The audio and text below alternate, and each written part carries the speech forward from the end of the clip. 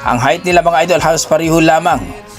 Pero ang experience mga idol, mas malupit itong si Canelo Alvarez at nasa timbang o 168 pounds sila maglaban.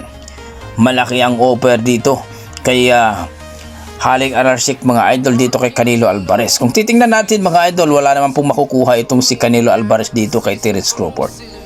Hindi naman champion si Terence Crawford dito sa super middleweight division mga idol, pero ang offer kasi napakalaki, kaya tinanggap ni Canelo Alvarez at tinanggap din ni Terence Crawford, na kung saan mga idol sinakripisyo ni Terence Crawford na umakyat ang dalawang division.